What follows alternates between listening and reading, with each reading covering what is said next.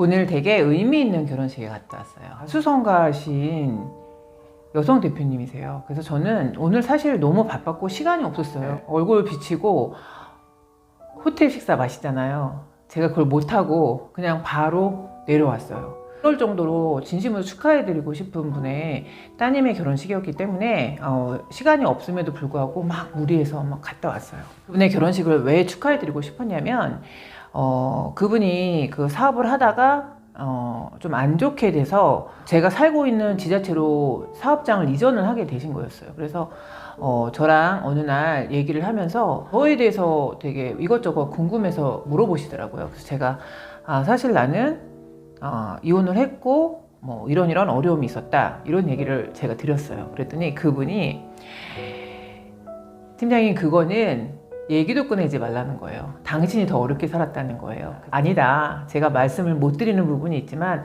아마 또 제가 더 어렵게 살았을 수 있다. 막 이런 얘기를 드렸어요. 그랬더니 그분이 저한테 누가 어렵게 살았나 배틀을 하자 그러시는 거예요. 그 대신에 서로 숨김없이 밑바닥부터 다 꺼내내자 그러시는 거예요. 그래서 정말 그분하고 저하고 보안을 유지한다는 그 전제를 깔고 그분하고 저하고 몇십 년의 그 어려움을 쫙 펼쳤어요, 둘이. 그런데 저는 그 당시에는 세상에서 제가 제일 어려운 줄 알았어요. 제가 제일 마음고생이 심하고 정말 첩첩산 중에 나 홀로 있다 막 그런 기분일 때였거든요. 그런데 그분 이야기를 들으니까 제 얘기는 정말 거기다가 비길 때가 아닌 거예요. 그분이 그러는 거예요. 내가 위너죠? 이러시는 거예요. 맨 바닥부터 지금은 어마어마한 재벌이 되셨어요. 맨 바닥에서 자수성가하셔서 그 곳까지 정말 힘들게 달성을 하신 걸 제가 알기 때문에 정말 진심으로 축하해드리고 싶어서 막 시간 없는 와중에 막 갔다가 바로 올 정도로 제가 그렇게 축하를 해드리고 싶은 자리였어요. 요즘에는 줄에 안 보시잖아요. 그래서 이렇게 뭐 축사 이런 걸로 대체하시잖아요. 근데 그 따님의 여동생이 그 언니한테 보내는 글을 쓴 거예요. 근데 제가 그거를 들으면서 그 남이 결혼식에서 또 막 눈물이 나는 거예요. 왜냐면 제가 그 대표님하고 그 누가 더 힘드나 이 배틀을 했을 때 그 얘기를 들었기 때문에 제가 그 얘기를 듣고서 저 혼자 막 눈물이 난 거예요. 그래서 정말 훌륭하시게 어려운 환경에서도 따님을 너무 두 분을 너무 잘 키우셨다. 이런 생각이 들어서 정말 진심으로 축하해 드렸어요. 그 많은 부자가 있으시잖아요. 그런데 정말 품격 없는 부자들 많으시잖아요. 저는 품격 없는 부자는 차라리 여유가 없어도 좀 격 있게 사는 게 낫다. 저는 개인적으로 그렇게 생각을 하거든요. 그런데 또 하나는 우리가 나이를 먹었는데도 그 뭐 20대, 30대는 뭐 철없어서 그럴 수 있다. 뭐 이렇게 이해되는 부분들이 있잖아요. 그런데 뭐 50대, 60대 돼서도 정말 연륜이나 이런 품격이 묻어나지 않으시는 분들은 좀 안타깝다 이렇게 생각이 들 때가 있는 거죠. 뭐 저 역시 마찬가지지만 중년의 품격이 뭘까요? 겸손과 겸허가 깔리지 않은 자신만만함은 프로 부족하다 이런 생각이 들 때가 있어요. 아비투스 책을 다시 읽고 있어요. 그런데 이 책은 나온 지 꽤 된 책인데 예전에는 이 책이 저한테 이렇게 와닿지 않았어요. 그래서 그냥 대충 읽었는데 이 아비투스 책이 제가 50을 넘어서 읽으니까 되게 한자 제가 되게 정성껏 읽게 되는 책이에요. 여기는 이 아비투스는 결국엔 타인과 나를 구별짓는 취향과 아우라, 뭐 품격 이런 거에 대해서 설명을 하고 있는 책이에요. 이 아비투스는 사회적인 환경에 의해서 이렇게 조성이 되는 제2의 본성 같은 거라는 거예요. 구분짓지 않아도 저절로 형성되는 계층과 사회적 지위에 대한 표현, 뭐 이런 의미라는 거예요. 그러면 여러분의 아비투스는 뭐가 있을까요? 이 아비투스는 내가 굳이 꾸미지 않아도 내가 어떤 사람인지를 폭로해 준다는 거예요. 트랩 멘털리티라는 게 있다는 거예요. 이 어부들이 개를 잡으면 그냥 막 이렇게 던져 놓은대요. 그러면 원래 이 개는 막 기어 올라서 그곳을 빠져나올 수가 있대요. 그런데 다른 개들이 그 개가 올라가지 못하게 막 이렇게 잡아 끝나는 거예요. 그래서 그 개들은 올라갔다가 잡아 끊는 개에 의해서 떨어지고 또 올라갔다가 또 떨어지고 이걸 반복한다는 거예요. 그래서 이거는 스스로 결정을 해야 된다는 거예요. 내가 기어서 올라가서 넘어갈 건지 아니면 올라가는 누군가를 끌어내릴 건지 아니면 올라가는데 끌어당기는 이 개를 뿌리치고 올라갈 건지. 그래서 이거를 크랩 멘털리티라고 하는데 여러분의 크랩 멘털리티는 어떤 것일까요? 저는 최소한 누군가가 올라가는데 잡고 끌어내리는 이런 비열함은 정말 중년하고는 너무 어울리지 않는다 이런 생각이 들 때가 있어요. 그런데 아직도 정말 이렇게 사시는 분들 있잖아요. 아비투스가 삶의 기회와 지위를 결정한대요.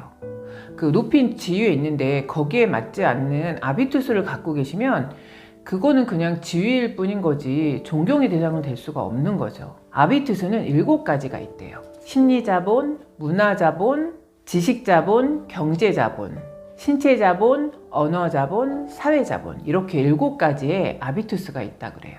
어쩔 수 없이 좋은 환경을 타고 태어나시는 분들 있잖아요. 그 상류층의 아비투스가 조성되어 있는 사람들은 다른 사람의 아비투스보다 2배 더 빨리 성장하고 2배 더 빨리 성공 확률이 높아진다고 이 책에서는 그렇게 얘기를 하고 있어요. 그래서 독일의 경우에는 최고 경영자의 4%가 최상류층에 해당이 된대요. 관대함이 품위와 부를 끌어당긴대요. 여러분은 관대하신가요?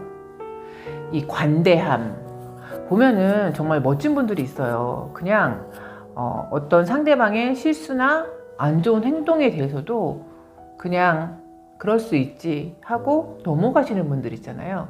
그런 분들에게는 범접할 수 없는 품위와 여유 이런 게 느껴지더라고요. 저희가 많은 칭찬을 하잖아요. 그리고 또 어떤 분들은 그 칭찬을 받으면 막 화호호 일희일비 하시는 분들 있잖아요. 그런데 상류층들은 이런 소소한 칭찬을 바라지 않는데요. 왜냐하면 그 상류층들한테는 그게 일상생활이고 그 누군가의 칭찬을 받으면 그 사람과 내가 동격이라고 생각하는 그런 경향이 있기 때문에 되도록이면 그런 칭찬에 인색하다는 거예요. 그런데 저는 이걸 읽으면서 굳이 그럴 필요가 있을까? 정말 칭찬을 싫어하시는 분이 있을까요? 굳이 비슷하게 보더라도 서로 칭찬하고 칭찬받는 게 좋은 거 아닐까? 뭐 이런 약간의 의구심은 들더라고요. 오스카 와일드는 그렇게 얘기했어요. 칭찬은 향수와 같다고. 향을 내되 코를 찔러서는 안 된다는 거예요. 그래서 이 칭찬은 향수와 같다 이렇게 표현했는데 이거 참 절묘하다. 칭찬은 이 정도의 강도가 좋은 거구나 이런 생각을 다시 한번 하게 되더라고요. 날개를 펴고 날아오르되 뿌리를 인정하래요. 어떤 사람들은 성공의 궤도에 올라가면 본인의 과거를 숨기고 덮으려는 분들 계시잖아요. 그게 마치 창피하다고 생각하시는 분들이 있으시잖아요.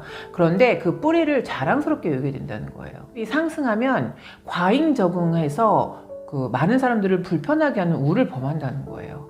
그럴 때는 차라리 천천히 가는 게 낫다는 거예요. 버락 오바마가 대통령이 됐을 때 초기에는 그냥 딸들만 보살폈대요. 그런데 나중에 그거를 회고해서 얘기하기를 맨 처음에 자기가 그렇게 했던 거는 너무 잘한 거였다. 오히려 그게 더 나은 전략이다. 맨 처음부터 막 그렇게 과잉으로 적응할 필요가 없다는 거예요. 무작정 막 달려들어서 무언가를 해결하려고 하지 말고 자기 자신에게도 시간을 줘야 된다는 거예요. 그러면서 이 미셸 오바마가 그렇게 한 본인의 행동은 뒤돌아봐도 너무 잘한 선택이었다 이렇게 얘기를 하고 있더라고요. 문화적인 뿌리를 부정하면 안 된다는 거예요. 오히려 그거를 장점으로 돌려서 그거를 더 오픈해서 자랑 삼아 얘기하는 게 더 좋을 수 있다 이렇게 얘기를 하는데 또 이 책에선 그렇게 얘기를 해요. 사랑을 통해서 더 높은 아비투스에 올라가는 거는 되게 어렵다는 거예요. 그래서 예를 들어서 의사는 간호사랑 잘 결혼을 하지 않고 의사 역시 의사랑 결혼하기를 원한다는 거예요. 그러면서 이 책에서는 많은 상류층의 아비투스들은 그 아비투스끼리 그렇게 문화를 조성하려는 그런 경향이 있다 이렇게 얘기를 하고 있더라고요. 적당히 느슨하게 빈틈없이 단정하게 이렇게 조성을 하래요. 아르마니가 그렇게 얘기했대요. 현재 직업이 아닌 내가 원하는 직업에 맞춰서 옷을 입어야 된대요. 이 아르마니는 항상 청남색 계열의 바지에 하얀 티를 입기로 유명하잖아요. 요즘에는 또 붉은 운동화의 효과 이래서 편안함이 트렌드라서 또 이것도 내가 원하는 대로 입는 이게 또 뭐 운동화에 아주 가볍게 입는 옷들 이런 게 되게 대세잖아요. 여기서는 또 그 지적을 한 게 있어요. 멜라니 트럼프가 그 복장을 잘못 입어서 지적받은 부분하고 셰릴 샌드버그가 옷을 TPO에 맞게 잘 입은 예를 들면서 얘기를 하는데, 이런 경우가 빈틈없이 적당히 느슨하지만 빈틈없이 단정하다, 이렇게 표현을 하고 있어요. 아비투스는 구체적으로, 호의적으로, 해결 지향적으로 문제를 제시해라, 이렇게 얘기를 하고 있어요. 권위가 느껴지지만 부드러운 표현은 정말 그 사람의 품격을 드러낸다는 거예요. 그래서 언어가 궤도를 이탈하면은 오히려 취약함의 증거가 된다는 거예요. 토하고 있는데 누군가가 말을 끊기 하거나 이렇게 끼어드는 경우 있잖아요. 분들은 막 화를 내시는 분들이 있어요. 나 지금 말하고 있잖아, 왜 내 말을 잘라? 막 이렇게 말씀하시는 분들이 있으시잖아요. 그런 분들은 오히려 내 지위가 위태롭다는 거를 반증하는 거래요. 그것을 개인적인 공격, 나를 무시했다, 이렇게 생각을 해서 결국엔 분노를 하고 또 그 분노를 못 이겨서 싸움으로 번지고, 이런 어리석음을 범한다는 거예요. 근데 그 지위가 높은 상류층 아비투스를 갖고 있는 사람들은 아주 느슨하고 느긋하게 대처를 한다는 거예요. 그리고 결국엔 저 사람은 내 얘기에 귀를 기울일 수밖에 없어. 내 얘기를 안 들으면 본인이 손해이기 때문에 정리하고 내 얘기를 들을 거야. 이렇게 아주 유연하게 대처를 한다는 거예요. 진정한 리더들은 어떤 비판적인 상황에서도 흔들리지 않고 여유로운 모습을 유지한다는 거예요. 여러분은 어떤 비판적인 상황에 그런 여유로움을 가지실 수가 있나요? 물론 이거는 많은 사람들이 안 되는 부분이에요. 정말 이게 되면 정말 많은 분들의 존경을 받으시겠죠. 우리가 중년의 품격, 중년이 정말 갖춰야 할 것은 무엇일까? 이렇게 한마디로 생각을 하자 그러면 정말 세련된 아비투스를 갖는 거, 그게 정말 중요한 게 아닌가. 이 책에는 아비투스에 대해서 굉장히 자세하게 서술이 되어 있어요. 그래서 어떤 게 멋진 중년인가, 이런 거에 대해서 고민하시거나 또 내지는 내가 어떻게 품격 있게 중년을 맞이할 수 있나, 이런 거를 한번 자세히 알아보고 싶다, 이런 분들은 이 책을 읽어보시는 것도 너무 도움이 될 것 같아요. 그래서 저도 이 책을 소장하면서 이렇게 짬짬이 생각이 날 때마다, 우리가 생활을 하다 보면 내가 너무 촌스럽다, 내가 왜 그렇게 대처했지, 내가 왜 그렇게밖에 행동을 못했지, 이렇게 느껴질 때 있잖아요. 그럴 때는 이런 책을 한번 딱 꺼내서 이 목차를 보시고 그날에 해당되는 감정이 들어가 있는 그 목차들 있잖아요. 그거를 보시고서 꺼내서 가끔씩 읽어보는 것도 되게 도움이 될 거라고 저는 생각을 합니다.